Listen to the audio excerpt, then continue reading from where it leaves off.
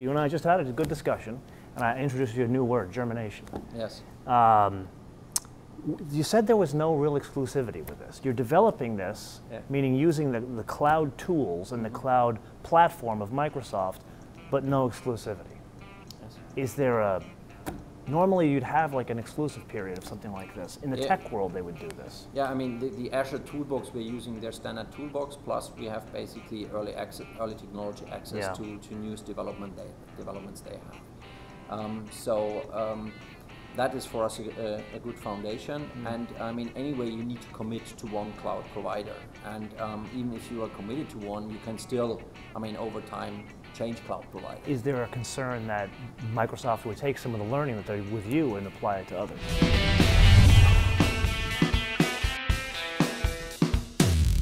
That's not a problem for us because digital is basically a matter of limited competitive advantage. I mean, you can easily bring new innovation to customers, but it's not as sustainable as a hardware development piece. Yeah. And we know that, that's the name of the game, and that's how we play.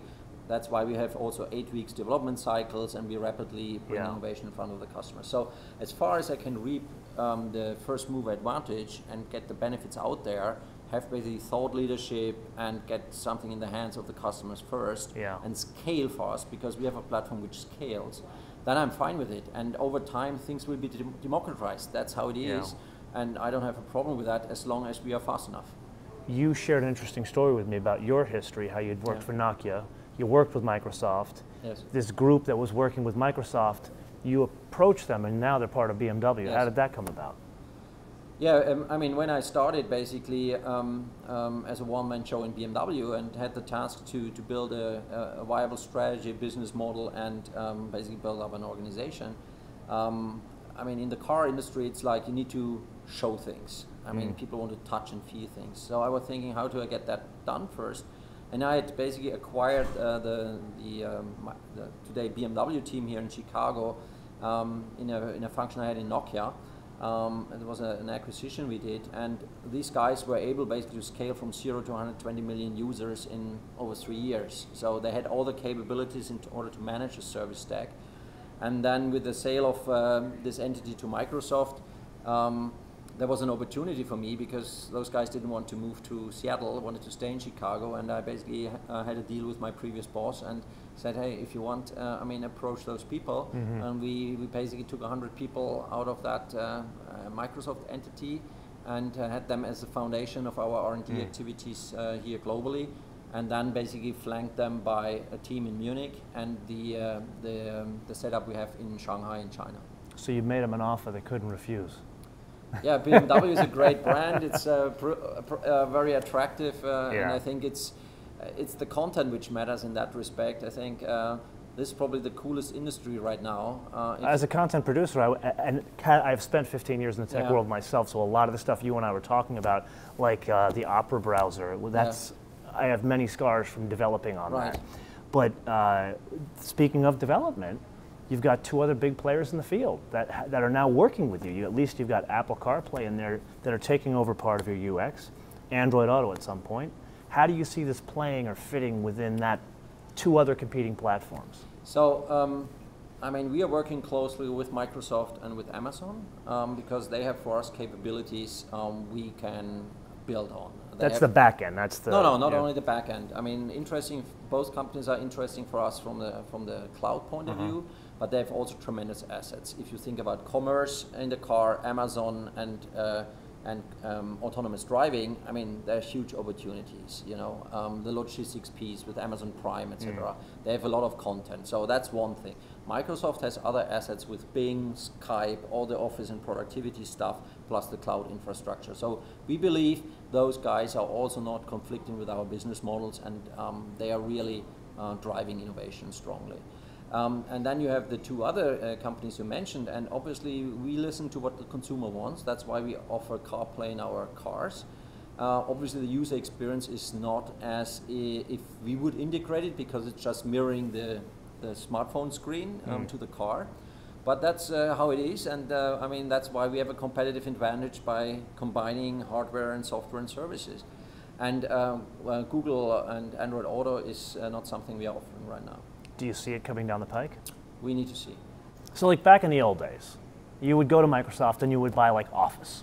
And I liked it those days where you'd buy and you'd own it in perpetuity. I don't like paying per month for apps, but that's what's happening nowadays. So now that we were going through some numbers, and they have what, 100 million Office users on the same platform. Right. And then there were some other numbers they shared. What were some other Billions numbers? of emails per day. It's crazy numbers. Yeah. So how do you, as BMW, fit in that environment? Yeah, obviously we are selling 2.2 million cars a year, and hopefully all cars with connectivity. So that's the platform we are focusing on, our customers, to make them happy and basically engage them. We are trying basically to provide a scalable infrastructure to approach them and to scale with that increasing number of cars in the market and increasing customer base. We are trying to leverage basically third-party services which we would never buy. Why should I? But how do you guys do it different than, say, like General Motors, who does it? Yeah, we somebody else does it for everything on our own. We build it on our own. We see differentiation in the platform. So you literally own the technology. Yes. You are creating the technology. Yes, the layer we are not owning is the basic toolbox from Microsoft Azure. That's like any other company, Netflix or whoever which is out there. They are also not building this basic infrastructure. And that allows us to innovate fast on our services platform and on the different digital touch points. And that's where we see differentiation. And that's how we also learn most about our customers, because we have really deep analytics capabilities built in our platform. So we learn mobility behavior, we learn what our customers want, what they use in the car in order to provide the best experience, and not a off-the-shelf services which probably the customer really doesn't like. And what would you do with that data?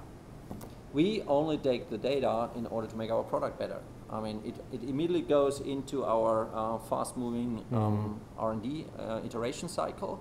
We see consumer feedback, we see what people don't like, what they like, and we immediately try to correct things people don't like, customers don't like, bring that into our R&D backlog and fix it with the next release. And we are on 2-week sprints like an internet company, and every 8 weeks we are basically able to bring new product in front of the customers. Is it just limited to what you see people's keystrokes in the app, or is it data from the car?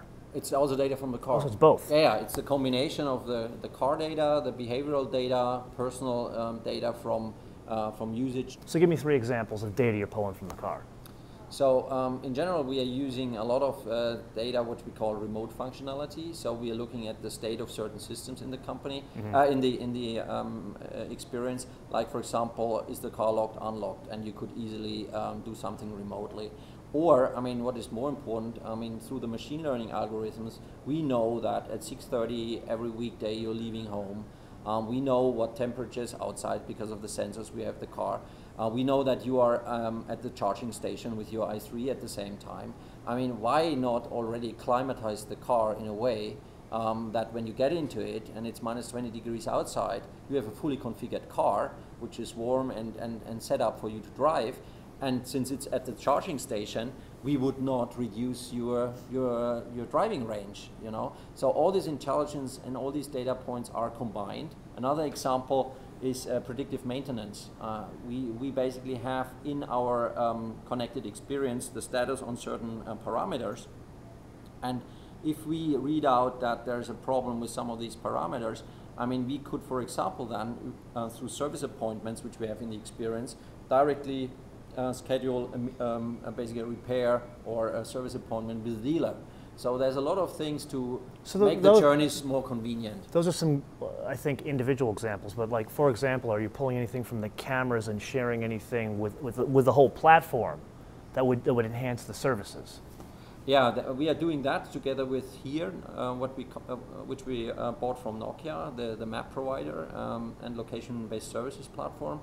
So we would basically take, for example, traffic signs we detect and which change over time, and basically send them up to the HERE cloud in order to basically do a run on the map, which is basically in real time processed in order to have actual information on the map. So that's a typical thing where data our sensors basically collect is used in order to make also product experience better. Okay, so I have a tradition on the show. Whenever I have a guest like you come on, I always like to offer the guest the opportunity to ask the viewers a question, and they could leave comments answering your question. And being that you are not a car guy, you're very much a tech guy, what question would you like to ask the audience? That's an interesting one. And think about it as like free, like user data, free, like, you know, this is like your own kind of survey. Have one. I mean, and it's about the importance of digital experiences in the car. So, I mean, I'm very curious. I mean, how much is digital becoming a purchase decision criteria for you when you buy a new car? That's a good question. So, how has digital? Is it important enough, like right. horsepower, that or you would switch basically your car, the car company, if your digital experience is not on par with a competitor? So, how much does digital impact your buying decision, one car over another? Right. Correct. Or one brand over another brand. Okay. I mean, if your digital experience is not on par with a competitor, would you change brands? Okay, simple enough. Answer the man's question in the comments below or via our social media, MotoManTV all in word, MotoManTV all in word, Facebook, Twitter, and Instagram. And with that, I want to leave you with two things. Now, I too am a tech company because a number of our distribution is through YouTube, and it too is a platform, and they made a huge mistake recently by changing the algorithm, which has affected all YouTubers, big and small. So I have to ask my audience every episode now to unsubscribe, resubscribe, and click notifications. This is how much technology plays a part in my business. And then number two, I want to leave them with a fun fact. And I think the fun fact should be is, what car do you drive? An X5. An X5. What engine? 3 liters.